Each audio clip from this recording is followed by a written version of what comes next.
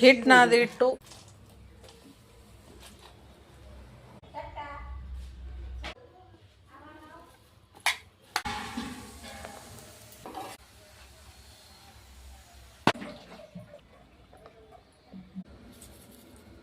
Hi friends, welcome to Tulaja blog channel. ಎಲ್ಲರೂ ಹೇಗಿದ್ದೀರಾ? ಚೆನ್ನಾಗಿದ್ದಾರೆ ಅಂದ್ಕೊಂಡಿದ್ದೀನಿ. ನಾನು ಕೂಡ ಸೂಪರ್ ಆಗಿದ್ದೀನಿ.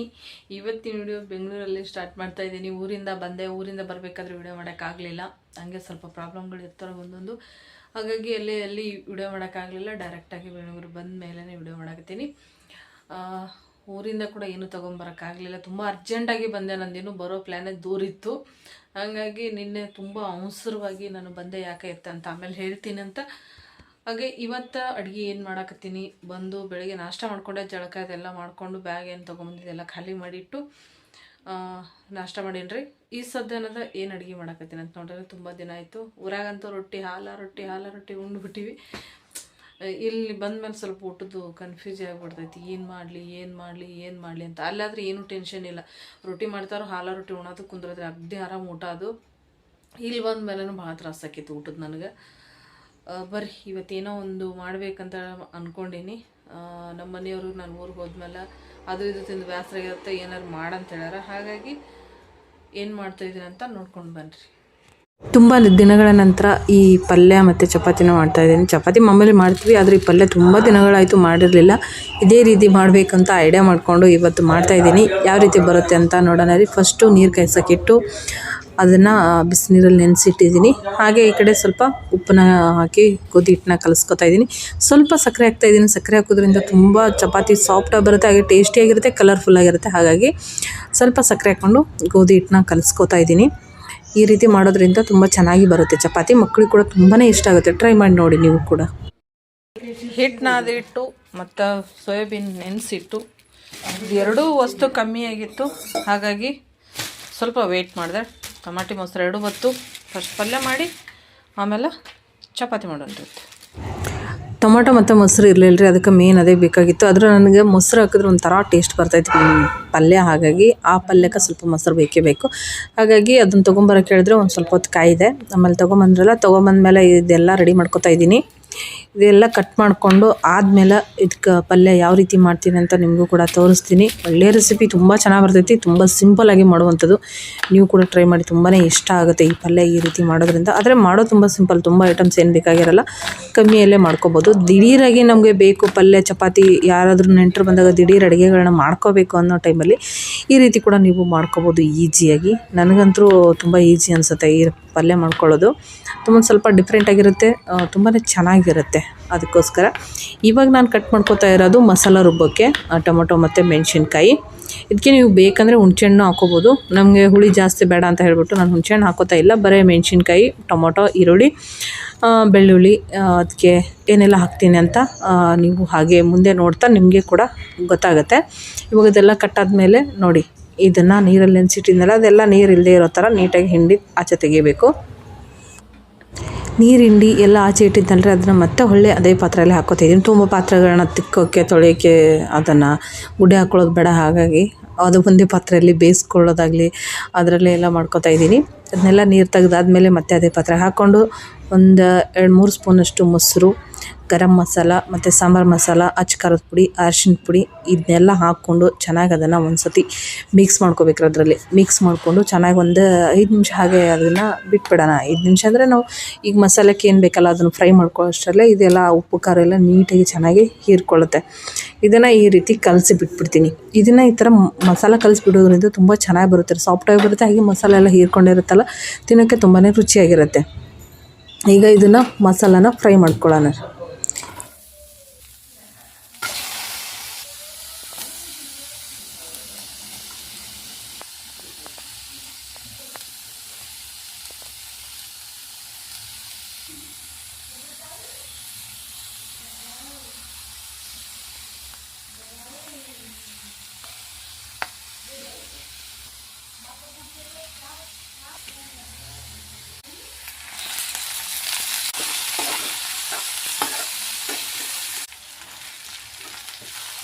ನೋಡಿದ್ರಲ್ಲ ನಾನು ಏನೆಲ್ಲ ಹಾಕ್ಕೊಂಡಿದ್ದೀನಿ ಅಂತ. ಇದೆಲ್ಲ ಹಾಕ್ಕೊಂಡು ನೀಟಾಗಿ ಅದನ್ನು ಮಿಕ್ಸ್ ಮಾಡ್ಕೋಬೇಕು. ಈ ರೀತಿ ಫ್ರೈ ಆಗಬೇಕು. ಸಾಫ್ಟಾಗಿ ಅದೆಲ್ಲ ಫ್ರೈ ಆದಮೇಲೆ ಮಿಕ್ಸಿ ಜಾರ್ಗೆ ಹಾಕ್ಕೊಂಡು 2 ನಿಮಿಷ ಬಿಟ್ಬಿಡಿ. ಅದು ತಣ್ಣಗಾಗೋವರೆಗೂ ಇಲ್ಲಿ ಒಗ್ಗರಣೆಗೆ ಹಾಗೆ ರೆಡಿ ಮಾಡ್ಕೊಂಬಿಡಿ. ಅದು ಮಿಕ್ಸಿ ಜಾರಲ್ಲಿ ಹಾಕಿ ಬಿಟ್ಟರೆ ತಣ್ಣಗಾಗುತ್ತೆ. ಅಲ್ಲಿವರೆಗೂ ಒಗ್ಗರಣೆಗೆ ಎಣ್ಣೆ ಮತ್ತು ಸ್ವಲ್ಪ ಚಿಕ್ಕದಾಗಿ ಈರುಳ್ಳಿ ಕಟ್ ಮಾಡಿ ಹಾಕ್ಕೊಂಡು ಫ್ರೈ ಮಾಡಿಕೊಂಡು, ಸ್ವಲ್ಪ ಕಸ್ತೂರಿ ಮೆಂತ್ಯ ಹಾಕ್ಕೊಂಡು ಫ್ರೈ ಮಾಡಿ, ಆಮೇಲೆ ಚಿಕ್ಕದಾಗಿ ಕಟ್ ಮಾಡ್ಕೊಂಡಿರುವಂಥ ಟೊಮೊಟೊ ಕೂಡ ಅದರಲ್ಲೇ ಹಾಕ್ಕೊಂಡು ನಾವು ಅದನ್ನು ಕೂಡ ಸಾಫ್ಟ್ ಆಗೋವರೆಗೂ ಫ್ರೈ ಮಾಡ್ಕೊಬೋದು. ಯಾಕಂದರೆ ಮಸಾಲೆ ರುಬ್ಬಕ್ಕೆ ನಾವು ಆಲ್ರೆಡಿ ಟೊಮೊಟೊ ಹಾಕಿರ್ತೀವಿ. ಇದಕ್ಕೆ ಒಂದು ಚಿಕ್ಕದಾಗಿ ಒಂದು ಹಾಕಿದ್ರೆ ಸಾಕಾಗುತ್ತೆ. ಇದನ್ನ ಹಾಕ್ಕೊಂಡು ಇದನ್ನು ಫ್ರೈ ಮಾಡ್ಕೊಂಡಿದ್ದಾದಮೇಲೆ ಇದಕ್ಕೆ ನಾವು ಇಲ್ಲಿ ನಾವೇನು ಕಲಸಿಟ್ಕೊಂಡಿರ್ತೀವಲ್ಲ ಮಸಾಲಾನ, ಸೋಯಾಬೀನ್ಸು, ಅದನ್ನು ಹಾಕ್ಕೊಂಬಿಟ್ಟು ಅದನ್ನು ಕೂಡ ಚೆನ್ನಾಗಿ ಎಣ್ಣೆಯಲ್ಲಿ ಫ್ರೈ ಮಾಡ್ಕೊಂಬಿಡಬೇಕು. ಮಸಾಲ ನಾವು ಹುರ್ಕೊಂಡಿರ್ತೀವಲ್ವ, ಹುರ್ಕೊಂಡಿದ್ರಿಂದ ಏನಾಗುತ್ತೆ ಅಂದರೆ ಆಮೇಲೆ ಹಾಕಿದ್ರೆ ಅದು ಕರೆಕ್ಟಾಗಿ ನಮಗೆ ಸರಿ ಹೋಗುತ್ತೆ. ಏನಾದರೂ ನೀವು ಹಸಿ ಮಸಾಲಾನ ರುಬ್ಕೊಂಡಿದ್ರೆ ಒಗ್ಗರಣೆಯಲ್ಲೇ ಹಾಕಿ ಚೆನ್ನಾಗಿ ಅದನ್ನು ಮಿಕ್ಸ್ ಮಾಡ್ಕೋಬೇಕು, ಆಮೇಲೆ ಬೇಯಿಸ್ಕೋಬೇಕಾಗತ್ತೆ. ಇಲ್ಲಿ ನಾವು ಮಸಾಲಾನೇ ಫಸ್ಟೇ ಹುರ್ಕೊಳ್ಳೋದ್ರಿಂದ ನಾವು ಸೋಯಾಬೀನ್ ಹಾಕಿ ಎಲ್ಲ ಫ್ರೈ ಮಾಡಿಕೊಂಡು ಆದಮೇಲೆ ನಾವು ಮಸಾಲಾನ ಹಾಕೋದ್ರಿಂದ ತುಂಬಾ ಚೆನ್ನಾಗಿ ಬರುತ್ತೆ. ಅದಕ್ಕೋಸ್ಕರ ನಾನು ಲಾಸ್ಟಲ್ಲಿ ಹಾಕಬೇಕು ಅಂತಲೇ ಮಸಾಲಾನ ಹುರ್ಕೊಂಡಿರೋದು. ಸೋಯಾಬೀನು ಎಣ್ಣೆಯಲ್ಲಿ ಫ್ರೈ ಆದರೆ ಒಂಥರ ಒಳ್ಳೆ ಟೇಸ್ಟು ಘಮ ಚೆನ್ನಾಗಿರುತ್ತೆ. ಹಾಗಾಗಿ ಇದನ್ನು ನೋಡಿ, ಇದಿಷ್ಟೆಲ್ಲ ಹಾಕಿ ಆದಮೇಲೆ ಇದನ್ನು ಫ್ರೈ ಮಾಡಿಕೊಂಡು ಇದಕ್ಕೆ ನಾವು ಈಗ ನೀರು ಹಾಕ್ಕೊಂಡ್ಬಿಡೋಣ. ನೀರು ಹಾಕಿದಾದ್ಮೇಲೆ ನೋಡಿ, ಇದಕ್ಕೆ ರುಚಿಗೆ ತಕ್ಕಷ್ಟು ಉಪ್ಪು ಹಾಕಿ ಚೆನ್ನಾಗಿ ಮಿಕ್ಸ್ ಮಾಡಿಕೊಂಡು 5 ನಿಮಿಷ ಇದನ್ನು ಕುದಿಯೋಕೆ ಬಿಟ್ಟರೆ ನಮಗೆ ಕರೆಕ್ಟಾಗಿ ಇದು ರೆಡಿ ಆಗುತ್ತೆ. ಲಾಸ್ಟಲ್ಲಿ ಸ್ವಲ್ಪ ಕೊತ್ತಂಬರಿ ಹಾಕ್ಕೊಂಡ್ಬಿಟ್ಟು ನಾವು ಇಳಿಸ್ಕೋಬೋದು. ಈ ರೀತಿ ನೀವು ಮಾಡ್ಕೊಳ್ಳೋದ್ರಿಂದ ಬೆಳಗ್ಗೆ ಅಂತೂ ಟೈಮ್ ಇರೋಲ್ಲ. ಬೆಳಗ್ಗೆ ಟೈಮಲ್ಲಿ ಕೂಡ ನೀವು ಅರ್ಜೆಂಟಿಗೆ ಏನಾದರೂ ಮಾಡಬೇಕಂದ್ರೆ ಖಂಡಿತ ಇದನ್ನು ಮಾಡ್ಕೋಬೋದು. ತುಂಬಾ ರುಚಿಯಾಗಿರುತ್ತೆ. ನಿಮಗೆ ಗೊತ್ತಿರೋ ಪ್ರಕಾರ ಸೋಯಾಬೀನಲ್ಲಿ ಎಷ್ಟೊಂದು ರೆಸಿಪಿಗಳನ್ನೆಲ್ಲ ಮಾಡ್ತಾರೆ, ಎಷ್ಟು ಚೆನ್ನಾಗಿರುತ್ತಲ್ವ. ಹಾಗಾಗಿ ಇದೊಂದು ರೆಸಿಪಿ ಕೂಡ ಮತ್ತು ಹಾಗೆ ನಿಮ್ಮ ಜೊತೆ ಶೇರ್ ಮಾಡ್ಕೋತಾ ಇದ್ದೀನಿ. ನಾನು ಊರಿಂದ ಬಂದಮೇಲೆ ಇಷ್ಟೆಲ್ಲ ರೆಡಿ ಮಾಡ್ಕೋತಾ ಇದ್ದೀನಿ. ಯಾಕಂದರೆ ನಮ್ಮದು ಊರಲ್ಲಿ ಊಟ ಏನಂತ ಆಲ್ರೆಡಿ ನಾನು ಹೇಳಿದ್ದೀನಿ. ಇಲ್ಲಿ ಬಂದಮೇಲೆ ಸ್ವಲ್ಪ ಚೇಂಜಸ್ ಆಗುತ್ತೆ. ಏನಂದರೆ ನನಗೆ ಇಲ್ಲಿ ಗೊತ್ತಿಲ್ಲ, ಇಲ್ಲಿ ನೀರಿಗಾಗುತ್ತೋ ಏನೋ ಗೊತ್ತಿಲ್ಲ. ಇಲ್ಲಿ ಊಟ ಮಾಡಿದ್ರೆ ಬರೀ ಎದೆ ಉರಿನೇ ಬರುತ್ತೆ, ಹೊಟ್ಟೆ ಉರಿ ಎದೆ ಉರಿ ಆಗುತ್ತೆ. ಆದರೆ ಊರಲ್ಲಿ ನನಗೆ ಆ ಥರ ಏನೂ ಆಗೋಲ್ಲ. ಅಲ್ಲಿ ಗಂಡನ ಮನೆ ಊರಲ್ಲಾಗಲಿ ತವ್ರ ಮನೆ ಊರಲ್ಲಾಗಲಿ ಊಟ ಮಾಡ್ತೀವಲ್ಲ, ಅದು ಏನೂ ಆಗೋದೇ ಇಲ್ಲ. ಎದೆ ಉರಿ, ಗಂಟ್ಲು ಉರಿ ಆ ಥರ ಏನೂ ಬರೋಲ್ಲ. ಆದರೆ ಇಲ್ಲಿ ಊಟ ಮಾಡಿದ್ರೆ ಮಾತ್ರ ಬೆಂಗಳೂರಲ್ಲಿ ಆ ಥರ ಆಗ್ತಾಯಿದೆ. ಅದು ಏನಂತಲೇ ಗೊತ್ತಿಲ್ಲ. ಬಹುತೇಕ ನನಗನ್ಸುತ್ತೆ ನೀರ್ಗೆ ಅಥವಾ ಏನು ಊಟನೇ ಹಂಗೆ ಅನಿಸುತ್ತಾ ಏನೋ ಅಂತಲೇ ಗೊತ್ತಿಲ್ಲ. ಏನೂ ಮಾಡೋಕ್ಕಾಗಲ್ಲ, ಹಣೆ ಬರ. ಇವಾಗ ಬಂದಿದ್ದೀವಿ, ಎದೆ ಉರಿ ಬಂದರೂ ಅಷ್ಟೇ, ಹೊಟ್ಟೆ ಉರಿ ಬಂದರೂ ಅಷ್ಟೇ, ತಿನ್ನಬೇಕಷ್ಟೇ, ತಿನ್ನೋದಂತೂ ಬಿಡೋಕ್ಕಾಗಲ್ಲ. ಹಾಗಾಗಿ ಮಾಡ್ತಾಯಿದ್ದೀನಿ. ಇವಾಗ ನಾನು ಚಪಾತಿನ ಮಾಡ್ಕೊತಾ ಇದ್ದೀನಿ ರೀ. ಅದ್ರ ಜೊತೆಗೆ ಚಪಾತಿ ಚೆನ್ನಾಗಿರುತ್ತೆ. ರೊಟ್ಟಿ ಮಾಡ್ಬೇಕು ಅಂದ್ಕೊಂಡೆ, ಸುಮ್ಮನೆ ಈಗ ಆಗಲ್ಲ ಅಂತ ಹೇಳ್ಬಿಟ್ಟು ಚಪಾತಿನೇ ರೆಡಿ ಮಾಡ್ಕೊತಾ ಇದ್ದೀನಿ. ಹಾಗೆ ಊರಲ್ಲಿ ಊಟ ತುಂಬಾ ಚೆನ್ನಾಗಿರ್ತೈತೆ ರೀ. ಹಳ್ಳಿ ಕಡೆ ಅಂದಾಗ ಸ್ವಲ್ಪ ವಾತಾವರಣ ಚೇಂಜ್ ಇರ್ತೈತಿ. ಅಲ್ಲಿ ಊಟಕ್ಕೂ ಇಲ್ಲಿ ಊಟಕ್ಕೂ ತುಂಬಾ ವ್ಯತ್ಯಾಸ ಆಗುತ್ತೆ. ಆ ಊಟ 3 ಟೈಮ್ ಊಟ ಮಾಡ್ತೀನಿ ರೀ ನಾನು ಊರಾಗಿದ್ದರೆ. 3 ಟೈಮ್ ಊಟ ಮಾಡಿದ್ರು ಕೂಡ ಆರಾಮಾಗಿರ್ತೈತಿ. ಇಲ್ಲಿ 2 ಟೈಮ್ ಊಟ ಮಾಡಿದ್ರೆ ಒಂಥರ ಅನಿಸ್ತೈತಿ. ಒಂದೊಂದು ಟೈಮ್ ಅನಿಸ್ತೈತಿ ಏನಾದ್ರು ಗ್ಯಾಸ್ಟ್ರಿಕ್ ಆಗುತ್ತೆ ಏನೋ ಅಂತ ಹೇಳ್ಬಿಟ್ಟು ಹಂಗೆ ಅಂದ್ಕೊಂಡು 3 ಟೈಮ್ ಊಟ ಮಾಡಿದ್ರು ಕೂಡ ಅದು ಮತ್ತೆ ಏನಾಗಬೇಕು ಅದೇ ಆಕ್ಕೈತಿ. ಆದ್ರೆ 3 ಟೈಮ್ ಊಟ ಮಾಡೋಕೆ ಇಲ್ಲಿ ಕೆಲಸನೇ ಅಲ್ರಿ. ಊರಾಗದ್ರಲ್ಲಿ ಗಾಳಿ ಬಿಸಿಲು ತಿರುಗಾಡಿದ್ರೆ ಹೊಟ್ಟೆ ಸಿಗ್ತೈತಿ. ಇಲ್ಲ ಅದು ಇರೋದಿಲ್ಲ. ಮನ್ಯಾಗ ಇಲ್ಲಿ ಖಾಲಿ ಕೂತ್ಕಿಸಂದ್ರೆ ಬೇಸರ ಆಗಿಬಿಟ್ಟಿರ್ತೈತಿ. ಹಾಗಾಗಿ ಊಟ ತಿನ್ನೋಕ್ಕೂ ಇಲ್ಲಿ ಸ್ವಲ್ಪ ಬೇಜಾರನೇ ಅನಿಸ್ತೈತೆ ನನಗಂತೂ. ಈ ರೀತಿ ಇವತ್ತಿನ ಅಡುಗೆ ಊಟ ಎಲ್ಲ ರೆಡಿ ಮಾಡ್ಕೊಂಡಿದ್ದೀವಿ. ನಿಮಗೆ ಹೆಂಗೆ ಅನಿಸ್ತು ಅಂತ ಕಮೆಂಟ್ ಮಾಡಿರಿ. ನೀವು ಕೂಡ ಈ ರೀತಿ ಯಾವತ್ತಾದರೂ ಟ್ರೈ ಮಾಡಿದ್ರೆ ಅರ್ಜೆಂಟಿಗೆ, ನಿಜವಾಗ್ಲೂ ನಾನು ಇವತ್ತು ತುಂಬ ಅರ್ಜೆಂಟಲ್ಲೇ ಮಾಡಿದ್ದೀನಿ. ಯಾಕಂದ್ರೆ ಬಸ್ಸಲ್ಲಿ ಬಂದು ನನಗೆ ತುಂಬ ಒಂಥರ ಟಯರ್ಡ್ ಆದಂಗೆ ಆಗ್ಬಿಟ್ಟಿತ್ತು. ಸಾಕಪ್ಪ ಕೂತ್ರೆ ನಂಗೆ ಆ ಬಸ್ನಾಗ ಕೂತು ಒಂಥರ ಜೋಲಿ ಹೊಡೆದಂಗೆ ಆಗೈತ್ರಿ. ಒಂದಿನ ಚಂತನ ಹಾಗೆ ಅನಿಸ್ತೈತ್ರಿ. ಬಸ್ನಾಗ ಬಂದ್ವಿ ಅಂದ್ರೆ ಮುಗೀತು. ಆ ಮನ್ಯಾಗ ಬಂದು ಕುತ್ರಿಸೋದಕ್ಕೆ ಬಸ್ನಾಗೆ ಕುಂತು ಅಳಾಡ್ದಂಗೆ ಅನಿಸ್ತೈತಿ ನನಗಂತೂ. ಅಪ್ಪ ಬಸ್ನಾಗು ಅದು ನೈಟ್ ಫುಲ್ ಬರೋದಿರ್ತೈತಿ ನೋಡ್ರಿ. ಸಿಕ್ಕಾಪಟ್ಟೆ ಕಷ್ಟ ಅದು ಕೆಲಸ. ಬಸ್ನಾಗ ಓಡಾಡೋದಂತೂ ವಿಪರೀತ ಕಷ್ಟದ ಕೆಲಸ. ಚಪಾತಿನೂ ಆಯಿತು, ಪಲ್ಯನೂ ರೆಡಿ ಆಯಿತು. ನೋಡಿದ್ರಲ್ಲ, ಪಟಾಪಟ್ ಅಂತ ಅಡುಗೆ ಎಲ್ಲ ರೆಡಿ ಆಯಿತು. ಬರ್ರಿ ಎಲ್ಲರೂ ಊಟ ಮಾಡೋಣಂತ. ಊಟಕ್ಕೆಲ್ಲ ರೆಡಿ ಮಾಡ್ಕೊಂಡಿದ್ದಾಯಿತು. ಇದು ಒಂದು ಪದ್ರ ಚಪಾತಿ ನೋಡಿರಿ. ಪದ್ರ ಚಪಾತಿ ಭಾರಿ ಮಸ್ತ್ ಬರ್ತೈತಿ. ಇದು 2 ಸೈಡ ತುಪ್ಪ ಹಾಕಿ ಬೇಯಿಸ್ಕೋಬೇಕು ರೀ. ಎಷ್ಟು ಮಸ್ತ್ ಇರ್ತೈತಿ ಅಂದ್ರೆ ಅಷ್ಟು ಮಸ್ತ್ ಇರ್ತೈತಿ ನೋಡಿರಿ. ಈ ರೀತಿ ಪದ್ರ ಬಿಚ್ತಾವೆ ನೋಡಿರಿ ಚಪಾತಿ. ಇದನ್ನು 2 ಸೈಡ ನಾವು ತುಪ್ಪ ಹಾಕಿ ಬೇಯಿಸ್ಕೋಬೇಕು ರೀ. ತುಪ್ಪ ಹಾಕಿ ಬೇಯಿಸ್ಕೋಬೇಕು, ಭಾಳ ರುಚಿ ಆಗುತ್ತೆ. ಮಕ್ಕಳಿಗಂತೂ ಭಾಳ ಒಳ್ಳೇದು ಈ ರೀತಿ ಮಾಡಿ ಕೊಡೋದ್ರಿಂದ.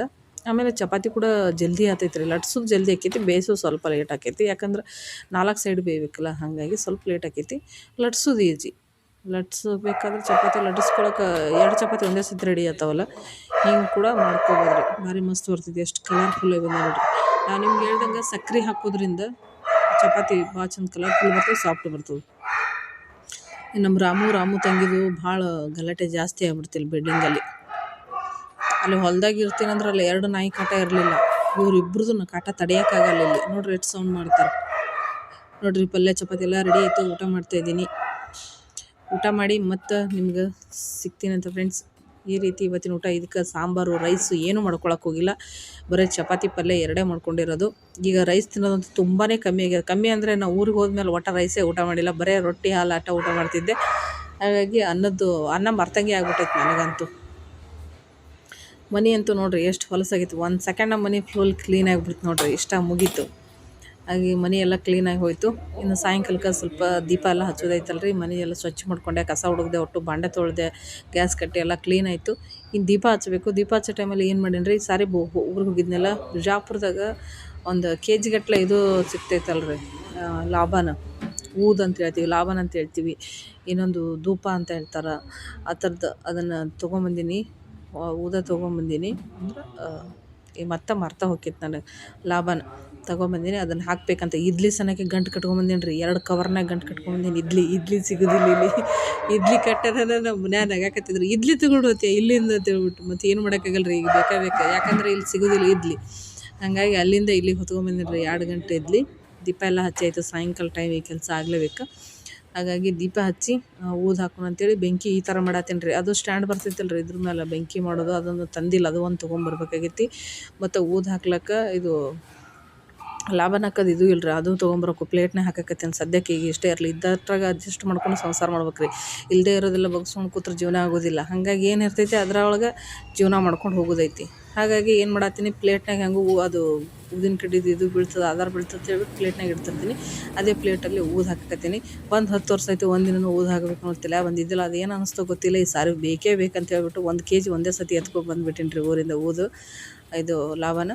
ಹಾಗಾಗಿ ಇನ್ನು ಮುಂದಕ್ಕೆ ಡೈಲಿ ಹಾಕಲೇಬೇಕಂತ ಡಿಸೈಡ್ ಮಾಡ್ಕೊಂಡೀನಿ. ಮತ್ತು ಇವು ಲಾಭನ ಹಾಕಕ್ಕೆ ಅದೊಂದು ಇದು ಬರ್ತೈತಲ್ಲ, ಅದನ್ನು ತರಿಸ್ಬೇಕಾಗೈತೆ ರೀ. ನಾವು ಊರಾಗ ಕೇಳಿದ್ವಿ, ಭಾಳ ರೇಟ್ ಹೇಳಿದ್ರು. ಇನ್ನೊಂದು ಸತಿ ನಾನು ತೊಗೊಂಡಿರ್ತೀನಿ, ಅಲ್ಲಿ ಕಮ್ಮಿ ಸಿಗ್ತಾವೆ ಅಂತ ಹೇಳಿ ಅಂದ್ಲವು. ಹಾಗಾಗಿ ಏನು ಮಾಡಿಬಿಟ್ಟೆ, ಅದನ್ನು ಬಿಟ್ಟು ಬಂದೀನಿ. ಹೀಗಾಗಿ ಪ್ಲೇಟ್ನ ಹಾಕಕತ್ತೇನೆ ನೋಡಿರಿ. ಹಿಂಗೆ ಬಂದಲ್ಲಿ ಏನು ಮಾಡಿದ್ರಿ, ಊರು ಬಿಟ್ಟು ಬಂದಿರ್ತೀವಿ ದುಡ್ಕೊಂಡು ತಿನ್ನಕ್ಕಂತ ಹೇಳ್ಬಿಟ್ಟು, ಒಟ್ಟು ಏನು ಇರ್ತೈತಿ ಇದ್ದಟ್ರಾಗ ಅಡ್ಜಸ್ಟ್ ಮಾಡ್ಕೊಂಡು ಬದುಕೊಂಡು ಹೋಗ್ಬೇಕಾಗೈತಿ. ಕೆಲವೊಬ್ರು ಅಂತಾರೆ ಏನು ಕಮ್ಮಿ ಆಗೈತೆ ಅಂತೇಳಿ. ಏನು ಕಮ್ಮಿ ಆಗೈತೋ, ಏನು ಜಾಸ್ತಿ ಆಗೈತೋ, ಏನಿಲ್ಲ ಅನ್ನೋದೆಲ್ಲ ನಮಗೆ ಗೊತ್ತಿರ್ತೈತಿ. ನಮ್ಮ ಜೀವನದಾಗ, ನಮ್ಮ ಸಂಸಾರದಾಗ ಏನು ಹೆಚ್ಚು ಕಮ್ಮಿ ಇರ್ತೈತೆ ಅಂತ ನಮ್ಗೆ ಗೊತ್ತಿರ್ತೈತಿ. ನೋಡೋರಿಗೆ ಮಾತಾಡೋರಿಗೆ ಏನೂ ಗೊತ್ತಿರೋದಿಲ್ಲ ರೀ. ಮಾತಾಡೋರು ಬಾಯಿ ಅಂತೂ ಹಿಡಿಯೋಕ್ಕಾಗೋದಿಲ್ಲ. ಮಾತಾಡೋರು ಮಾತಾಡ್ತಾನೆ ಇರ್ತಾರೆ, ಅದಕ್ಕೆಲ್ಲ ತಲೆ ಕೆಡಿಸ್ಕೊಳಕ್ಕಾಗೋದಿಲ್ಲ. ನಮ್ಮ ಜೀವನ ನಾವು ಹೆಂಗೆ ಸಾಗಿಸ್ಬೇಕು ಅನ್ನೋದು ನಮ್ಗೆ ಗೊತ್ತಿರ್ತೈತಿ. ಆಟ ಸಾಕು. ಬೇರೆದವ್ರಿಗೆಲ್ಲ ಮೆಚ್ಚೋಕ್ಕಂತೂ ಈ ಭೂಮಿ ಮೇಲೆ ಸಾಧ್ಯನೇ ಆಗಲ್ಲ. ಪ್ರಪಂಚದಲ್ಲಿ ಯಾರನ್ನೂ ಮೆಚ್ಚೋಕ್ಕಂತೂ ಸಾಧ್ಯ ಆಗೋದೇ ಇಲ್ಲ. ನೀವು ಬೇಕಾದಂಗೆ ಮಾಡ್ರೆ ಒಂದು ಕುಂಕುಮ ಆಡ್ತಾರೆ ಪ್ರಪಂಚದಾಗ. ಜನನ ಹಂಗೈತಿ. ಎಷ್ಟೇ ನಾವು ನೆಟ್ಟಿಗಿದ್ರೂ ಮತ್ತು ಒಂದು ಕುಂಕುಮ ಬಂದೇ ಬರ್ತಾವೆ. ಹೆಂಗಲ್ರಿ, ಇನ್ನು ಇಷ್ಟೆಲ್ಲ ಪರಿಸ್ಥಿತಿ ಆಗೈತೆ ಅಂದರೆ ಇಂಥದಕ್ಕೆ ಒಂದೊಂದು ಕುಂಕುಮ ಹಚ್ಚಿಡ್ರಿ ಜನ. ಇನ್ನು ಇವಕ್ಕೆಲ್ಲ ಬಿಡ್ತಾರೆ, ಅವಕ್ಕೆಲ್ಲ ತಲೆನೇ ಕೆಡಿಸ್ಕೊಳ್ಳಲ್ಲ. ಇವತ್ತಿನ ಬ್ಲಾಗು ಇಷ್ಟ ಆಗಿತ್ತು, ನಿಮಗೂ ಇಷ್ಟ ಆಗಿದೆ ಅಂದ್ಕೊಂಡಿದ್ದೀನಿ. ಇಷ್ಟ ಆದ್ರೆ like, share, comment, channel subscribe ಮಾಡಿಕೊಂಡು ಸಪೋರ್ಟ್ ಮಾಡಿ ಅಂತ ಕೇಳ್ತೀನಿ. ಇವತ್ತಿನ ಬ್ಲಾಗ್ ಇಷ್ಟ ಆಗಿತ್ತು. ಓಕೆ ಫ್ರೆಂಡ್ಸ್, ಬಾಯ್, ನಮಸ್ಕಾರ. ಎಲ್ಲ